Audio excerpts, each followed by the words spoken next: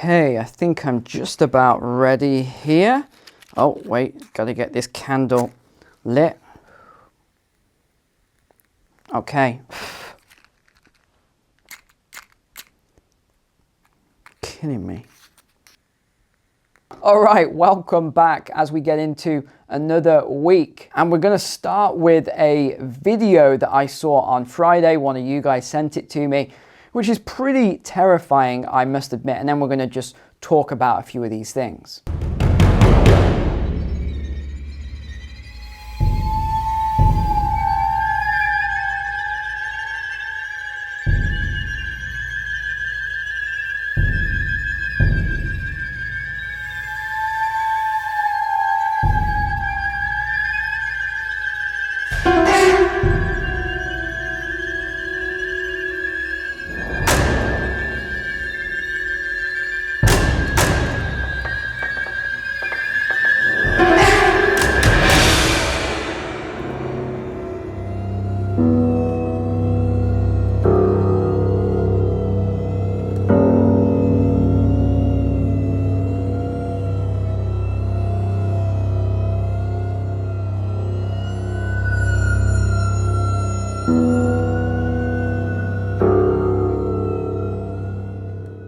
Now, if that didn't give you a chill down your spine, then you are much braver than most, or you are living off-grid in the middle of the wilderness and the nearest town is 50 miles away and you've got enough wood to last you right through the apocalypse. Because when I saw that, when one of you sent that to me on Friday, I got to admit that did send a little bit of a chill down my spine, mainly because it was AI that created that.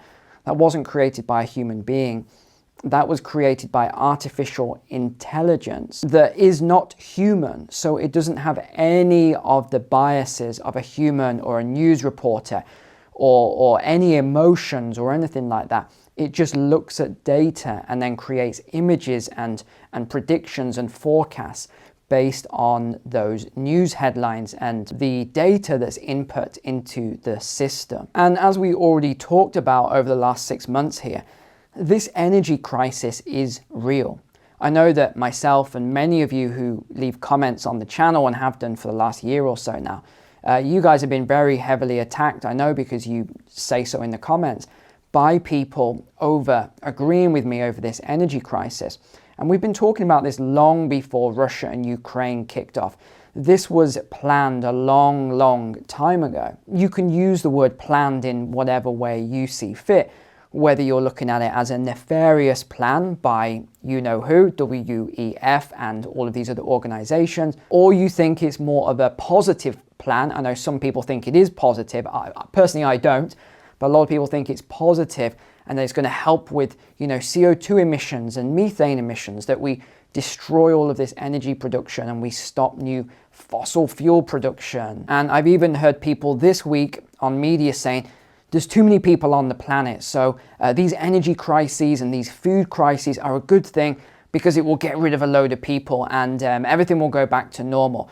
Yeah, it's not going to go back to normal. Let me just say that. We've got loads of articles to go through today, so I think let's just jump straight into these now then. Okay, let's begin then with, this was a video I put out on the 7th of October. You can see the timestamp here. So that is 11 days ago, that the UK will have blackouts from 4 to 7 p.m. daily this winter. And this is the news that has just come out. So you can see today, Tuesday the 18th of October. Blackouts may be imposed on cold weekend evenings, National Grid Chief warns. The head of Britain's electricity and gas systems operator has told households to prepare for blackouts between, here it is, 4 p.m. and 7 p.m. on weekdays during really cold days in January and February if gas imports are reduced. Now, where does the UK get most of its energy from, or its electricity? Britain gets 40% of its electricity from gas-fired power stations, while gas heats the vast majority of homes. And that is indeed correct. But I really fear for a lot of people, and we're already hearing now some really terrible stories coming out. Over to Bloomberg then. UK discusses blackout planning with data center operators. UK government officials held detailed discussions with some of the biggest data center operators about ways to keep those businesses running through any potential. I've highlighted this in red because we know whenever they put these stories out that it's not potential, it most likely is going to happen. But they use this softening language so the public doesn't panic. Potential power shortages in coming months. And this is funny, so I've highlighted it in purple here. According to people familiar with the matter. It always makes me laugh when they say that. It's like when they say a source said. Which source? Or an expert quoted. Which expert? Next point then, the talks focused on allocating diesel for backup generators if Britain's energy infrastructure operator, National Grid, needed to cut power. The people said, again, asking not to be named because the discussions are private. Oh yeah, let's not name any people because this is private. No, it's nothing to do with the citizens of the country. Oh no, this is a private discussion. They don't need, these peasants, they don't even need to get involved in any of this. But why have I highlighted the word diesel? Well, very importantly, if you think about the problems we have right now with transportation fuels, diesel is one of them. So what do you think is going to happen if they have to move diesel from transportation, i.e. you driving your vehicle, or even, this is where it gets worse, farm equipment, transportation equipment, so transporting food around, transporting other things, and this can range from medical supplies right through to other supplies that are vital for infrastructure. What about energy or industrial stuff? That is a lot of diesel usage as well. So I don't think we should overlook that word that they've used here because they're talking about getting diesel. Well, if we've got shortages already, then they're going to allocate and start rationing diesel in the most likely outcome on you and your household. So it's just something to be aware of right now. Why was I just wearing my head torch then? Because blackout fears prompt Britons to buy generators and torches. Comparing data from the first 11 days of October 21 to the same period this year showed a 203% increase in sales of generators and a 43% increase in sales of torches and head torches. And this came from Toolstation, Britain's biggest building materials retailer, on Friday. And if you think about the numbers they're talking about here, so 203% increase on generators and 43% on torches and head torches, that's from 2021.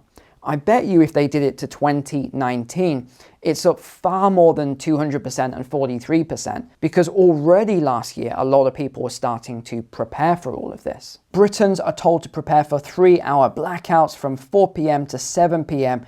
this winter. So another story backing up what we just talked about. John Pettigrew said the firm, which oversees the UK's electricity and gas networks, would need to introduce rolling power cuts on really, really cold weekends in January and February if the UK, or should we say when the UK, failed to secure enough natural gas from Europe. And that's just it. How on earth is the UK and a lot of these other countries going to secure natural gas from Europe? Where are they going to get it from? That's the question. And interestingly enough, when I talked about previously these sanctions on Russia and energy, and I said, terrible idea, they're going to backfire, they're going to pull us into a great recession, if not another Great Depression, because energy inputs is what grows industry, and industry is what goes out retail and everything else. This is where GDP comes from.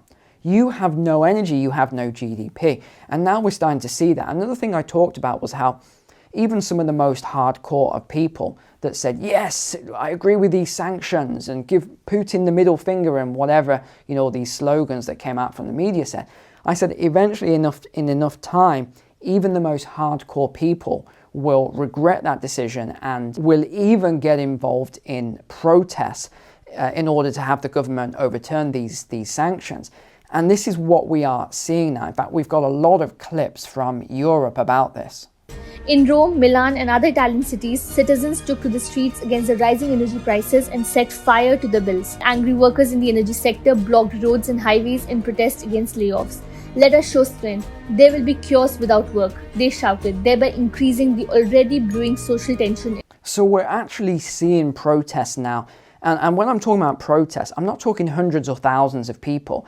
I'm talking about tens of thousands of people, or even one protest with over more than 100,000 people. So this has been in France, in Germany, Belgium, the UK, Italy, Moldova. It is right throughout Europe. We're seeing these protests everywhere. And I'm going to show you an infographic in a moment, which will show you even more startling data on a lot of these protests as well. So we are starting now to see the people mobilize and get involved in the protests about energy, because they are starting to suffer. Remember, this is Maslow's hierarchy of needs. This is your tier 1, tier 2 levels here. You don't have heating, you don't have energy. And then, of course, this has a knock-on effect with the food supply, with diesel going to generators and cutting back on fertilizers because you haven't got natural gas to make the fertilizers. All of this has a massive knock-on effect, and we end up in this spiral. And that's what we're starting. Well, we're not even starting. We've been in it for a few months now, maybe 6 months. So we're going deeper and deeper into this spiral, and it's going to get worse. You're probably going to see, I guess we can say, the peak of this as we get into the coldest month. So probably around January time, I would say, is going to be the worst, because right now people are looking forward to Christmas. I say that loosely, but people are really looking forward to Christmas, the general public at least, and they're sort of gearing up towards Christmas time. But once that is over, January is already the sort of gloomiest month. This is when you have the most mental health problems. This is when people have nothing to really look forward to until they get back into spring and good weather. And of course, I'm talking about northern, Europe here. I'm not talking about California or some of the hotter countries. I'm really talking about these colder climates. And although I had all these stacks of candles and everything else as a somewhat tongue-in-cheek reference today to this video, we are actually seeing this now right throughout Europe in restaurants and pubs. So Italian restaurants very heavily. Pubs in the UK now, we're starting to see them using candles instead of lights to save energy. And it's interesting because we're getting this sort of, I don't know if we can call it a European spirit, or it's definitely a British spirit. For those of you who are older and or your grandparents or your parents, or maybe even some of you, who knows, lived through the Blitz era, or you've studied this in history, you'll know what I'm referencing when I talk about this sort of community vibe where people just had to get together and get through these things, and you saw community gardens, and this is how they got over the rationing and the food crises. Well, we're starting to see quite a lot of that. I'm definitely seeing it. But on the flip side, I am seeing a lot of the protests, which most people who watch the mainstream media are just not seeing. They're not seeing any of these protests. None of them are covered. And there are hundreds of them, if not thousands, of these protests. I think there's been 10,000 energy protests alone just in the last year. We've just had this article come out as well. Cost of living. Energy bills for an average household could hit £4,347 a year from April. Now, you're going to see this date a lot, and it's not just in the UK, it's also in the USA and Europe. I don't exactly know why at this stage, but there's something that's going to happen in April of 2023. I'm going to start researching a little more and trying to figure out what it is that's going to happen in April of 2023. But this £4,347 figure they're talking about, I think it could be a lot higher. I think it could be as much as £6,000 based on the previous estimates that they made. And it's interesting because the government announced a 2-year price freeze, but now they've U-turned on this and saying it will now run for just 6 months. And again, it's this whole sort of bait and switch routine that they keep doing. They give you something and then they take it away. It also confirmed that the energy bill relief scheme for businesses, which will cap corporate energy bills, is also set to end in April. Well, again, this is going to ruin even more businesses because businesses just cannot survive with these energy costs. Over to Bloomberg again, campaigners demand $14 billion package to tackle UK fuel poverty. And of course, it is being denied. Any of these sort of funds are being denied. Yet there are billions and billions from all the countries going to buy weapons to fight conflict in Ukraine, but there isn't any money for heating for their own citizens. Now, you tell me if those priorities are in order. As many as 7 million homes in the UK will experience dire fuel poverty this winter if the government doesn't roll out a further £14 billion to protect them, campaigners say. Now, if you think about 7 million homes, let's go on to the Office of National Statistics for the United Kingdom. So this is the government website.